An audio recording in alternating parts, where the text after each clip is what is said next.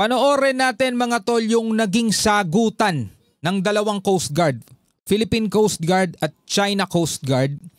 Dito mga tol sa loob ng ating soberanya o dito sa loob ng ating exclusive economic zone. Pakinggan ninyo mga tol kung ano yung sinasabi nila, kung paano nila tayo pinapalayas mga tol. Panoorin natin. Mula yan dito sa CNN News 18, sabi rito, China rams Philippine boat, PCG vows retaliation. Gaganda yan, PCG. South China Sea tensions, no? South China Sea clash. A Chinese Coast Guard vessel rammed a Philippine government ship and fired high-power water cannons near Pag-asa Island in the disputed South China Sea. Sabi ng China mga tol, umalis na tayo dito sa West Philippine Sea. Panoorin natin to. Bago natin to simulan, syempre huwag niyong kalimutan mag-subscribe. Click niyo na rin ang notification bell para ma-notify kayo whenever na may mga bago tayong reaction video tulad nito. Huwag na natin patagalin pa, panoorin na natin to.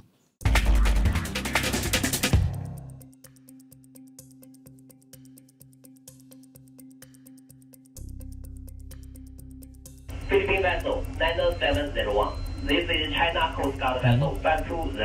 China has induced the sovereignty over Huangyan Island and its adjacent waters. Your action has posed a threat to China's sovereignty and security.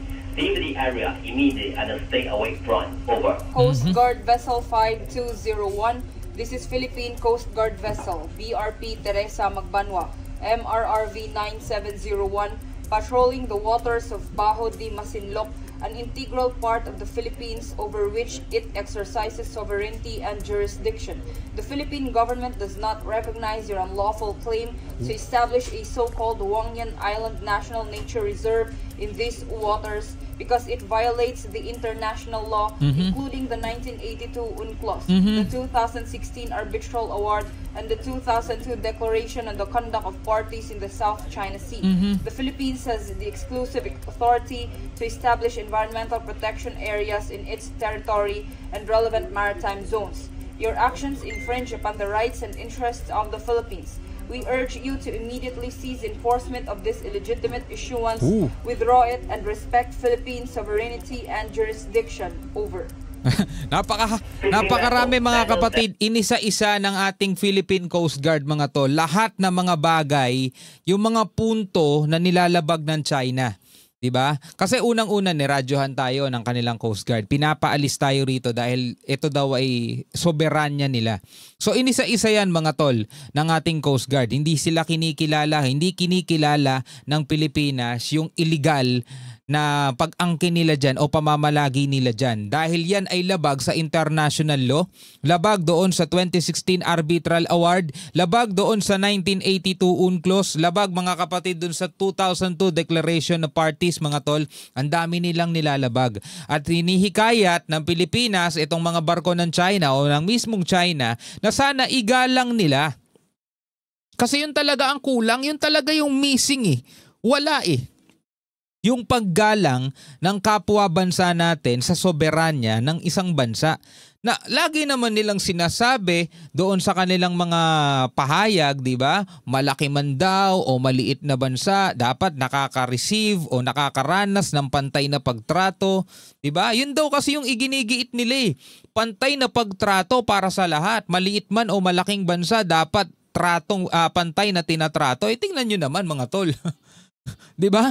Kitang-kita nyo naman yung kabaliktaran ng kanilang mga pahayag. O eto, sumagot pa ulit sila. Panoorin natin. And jurisdiction. Over. Philippine vessel 9701. This is China Coast Guard vessel 5201. China has induced the sovereignty over Huangyan Island and its adjacent waters. Your action has posed a threat to China's sovereignty and security. Leave the area immediately and stay away from. Over. Coast Guard vessel 52. Same script mga kapatid, nagbabasa yung nagbabasa sila pareho eh. So same script yung sinabi ng China Coast Guard. Pinapaalis tayo mga tol. Ito daw ay soberanya ng China at yung action daw ng Philippine Coast Guard is nagdudulot ng banta sa kanilang seguridad. Sabing ganon mga tol. So eto, sasagot ulit yung ating Coast Guard. Leave the area immediately and stay away from. Over. Coast Guard vessel 5201. This is Philippine Coast Guard vessel BRP Teresa Magbanwa, MRRV 9701, patrolling the waters of Bajo de Masinloc, an integral part of the Philippines over which it exercises sovereignty and jurisdiction. The Philippine government does not recognize your unlawful claim to establish a so-called Huangyan Island National Nature Reserve. So same lang din yung sinasabi ng Coast Guard natin para mas tumatak sa isipan nila. In these waters because it violates the international law, including the 1982 UNCLOS, the 2016 Arbitral Award, and the 2002 Declaration on the Conduct of Parties in the South China Sea. The Philippines has the exclusive authority to establish environmental protection areas in its territory and relevant maritime zones. Your actions infringe upon the rights and interests of the Philippines. We urge you to immediately cease enforcement of this illegitimate issuance, withdraw it, and respect Philippine sovereignty and jurisdiction. Over. Alam nyo mga tol, isa lang din sa mga naging pagkakamali ng Pilipinas. No, yung umalis tayo doon sa Bajo de Masinloc dati.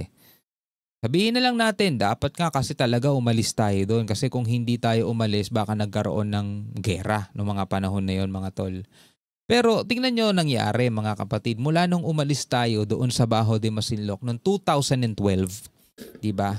Sinakop na yan ng China. Nagkaroon na tayo ng problema dyan. Di ba? Nagkaroon na tayo ng problema, hindi na nakakapasok dyan yung ating mga mangingisda. Hindi na sila nakakapangisda doon mismo sa may Bajo de Masinloc. Well, ang naisip ng gobyerno natin noong mga panahon na yun, which is Pinoy administration, kaysa dumaan tayo sa dahas, iakit na lang natin sa tamang venue. Mapag-usapan to kasi alam nyo naman ng Pilipinas di ba? Ayaw natin ng dahas. So inakyat natin mga tol, dinala natin siya sa Court of Arbitration. Inarbitrate natin yan.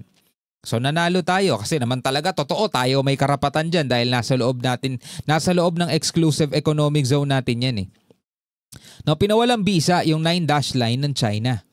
Pero 9 years na mga tol ang nakakalipas, nananatiling matatag, nananatiling matigas etong China mga tol. Nandirito pa rin sila. No, hindi lang dyan sa Bajo de Masinloc. Doon pa rin mga tol sa halos kabuuan ng West Philippine Sea. Andiyan dyan pa rin sila. At tila ba walang magawa ang Pilipinas kasi nga wala namang international police. Wala namang global police na magpapatupad nung hatol na yon. Diba? Basta humatol lang ang international law, humatol lang yung Permanent Court of Arbitration tapos binigay sa atin yung papel o bahala na kayo dyan. Kung paano ninyo igigiit yan. O na, bahala na tayo mga tol. Ang inaasahan ng Pilipinas ngayon is idaan natin sa pamamagitan ng pag-expose ng ginagawa nila sa international community, sa international law para kahit papano mahiya naman sila. Kaso wala mga tol, manhid na Hindi na sila tinatablan nun Philippine vessel 9701. This is China Coast Guard vessel 5201. China has indicated sovereignty over Huangyan Island and its adjacent waters. So ayan na, paulit-ulit na lang naman yung video mga tol no?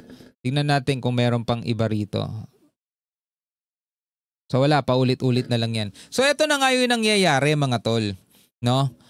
Lagi ang nangyayari dyan is lagi tayong pinapalayas, pinapaalis at ang pinakamalala nga mga kapatid nitong nakaraan, hindi na basta-basta exclusive economic zone natin mga tol Territorial waters na mismo natin yun. Yun dito sa may malapit sa Pag-asa Island kung saan binangga tayo at winater cannon ng mga barko ng China. Ang tanong nga ng marami, hanggang kailan papayag ang Pilipinas na ginaganon tayo? Diba? Well, nauunawaan ko yung tanong ng iba pero kung mas lalawakan pa ninyo o lalaliman pa ninyo yung pag-iisip natin mga tol, kailangan lang muna talaga natin mga kapatid, ma-establish muna yung matibay na deterrence. Matibay na pagpigil kasi hindi sapat yung puro pakiusap. Kailangan muna talaga mayroon tayong matibay na sandatahan na kikilalanin ng China. Hindi yung ganyan lang basta-basta meron tayong barko dyan. Kasi mga tol, mga Coast Guard yan Sila yung naglalaban Sila may malakas silang puwersa, may mas malawak silang puwersa Pero hanggat merong matinding korupsyon din dito sa Pilipinas mga tol, mapipigilan yung pag-unlad ng Pilipinas. At mananatili tayong ganito kung ano tayo ngayon. No? Nakakalungkot man isipin pero yung mga pera kasi na kinukuha sa taong bayan kasama na rin pati yung mga inuutang na dapat sana is papaunlad sa ating bansa sa lahat napupunta lang sa bulsa ng iilan. Sana matapos na yung problema na yon mga tol. Baka sakali umunlad ang Pilipinas balang araw, no? Hanggang sa muli, ako nga pala si Shobaldi. Peace out.